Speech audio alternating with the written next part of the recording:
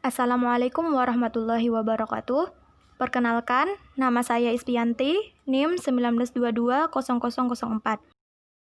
Di video sebelumnya itu udah dijelaskan tentang pengertian walimatul urs dan tata caranya. Sekarang saya akan mempresentasikan tentang hukum dan syarat mendatangi undangan walimatul urs. Hukum mendatangi undangan walimatul urs. Ini para ulama fikih masih berbeda pendapat dalam menyikapi hukum mendatangi undangan walimah tersebut. Ada yang mengatakan hukumnya itu fardu ain, fardu kifayah, dan juga sunnah. Fardu ain. Nah, menurut mazhab Maliki, Syafi'i, dan Hambali, hukum menghadiri undangan walimah adalah fardu ain, kecuali bagi orang yang berhalangan untuk datang. Pendapat ini didasarkan dalam sebuah hadis, yaitu apabila kamu diundang walimah, maka datangilah. Hadis riwayat Bukhari dan Muslim. Nah, ini maksudnya bila kita memiliki waktu yang luang dan ada kemampuan untuk datang, ini sangat dianjurkan untuk menghadiri undangan tersebut. Tetapi jika kita dengan sengaja tidak hadir dalam undangan tersebut, maka itu berdosa. Nah, kemudian fardu kifayah. Ini menurut sebagian ulama mazhab Syafi'i dan Hambali menghukumi menghadiri undangan walimah adalah fardu kifayah.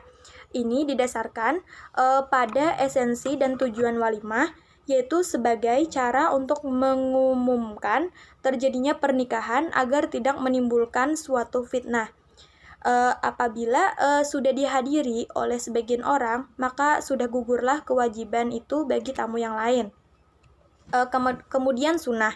Nah, ini menurut mazhab Hanafiyah, termasuk juga Ibnu Taimiyah, hukumnya menghadiri undangan walimah urs tersebut adalah sunnah, karena menghadiri walimah itu berarti memakan makanan dan harta milik orang lain.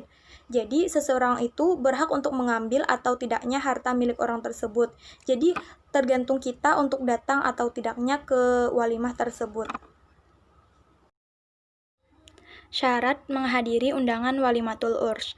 Nah, ini satu, yaitu walimah seorang muslim.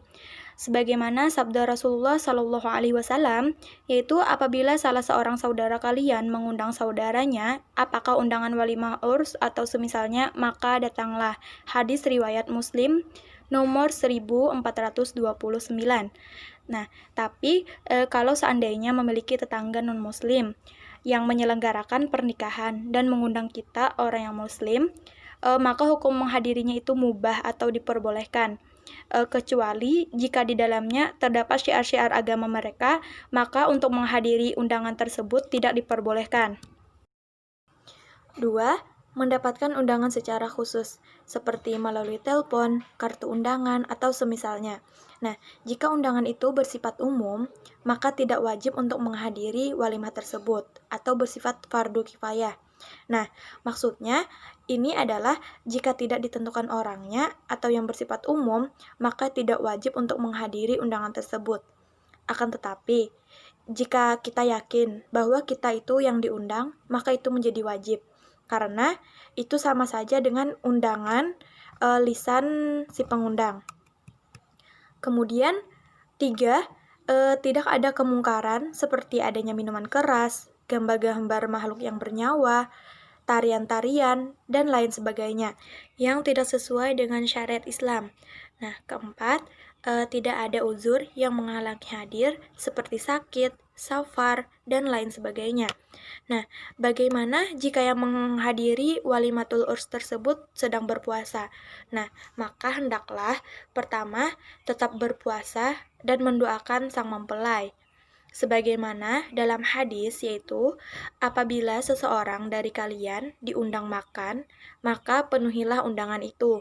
Apabila ia tidak berpuasa, maka makanlah.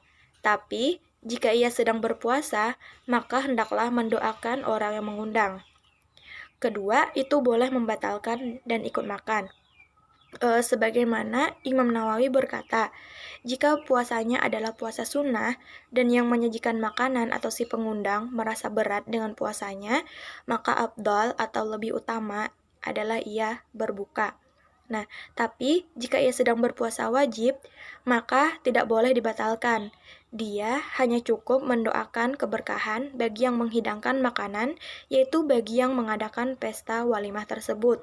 5. Kewajiban hadir hanya di hari pertama dilaksanakannya walimah.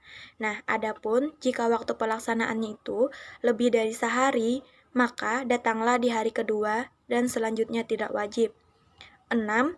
Belum didahului oleh undangan yang lain. Dengan catatan yang harus dilakukan jika terdapat dua undangan yang bersamaan. Nah, dari Humaydi bin Abdurrahman Al-Himyari, dari seorang laki-laki sahabat Rasulullah Shallallahu Alaihi Wasallam, bahwasanya Nabi Muhammad Shallallahu Alaihi Wasallam bersabda, apabila ada dua undangan yang bersamaan, maka penuhilah yang lebih dekat pintunya, karena lebih dekat pintunya adalah lebih dekat hubungan tetangganya. Apabila salah satunya lebih dulu, maka penuhilah yang lebih dulu mengundang. Hadis riwayat Ahmad dan Abu Daud. Demikianlah presentasi dari saya tentang hukum dan syarat menghadiri walimatul urs. Mohon maaf jika ada kesalahan. Wassalamualaikum warahmatullahi wabarakatuh.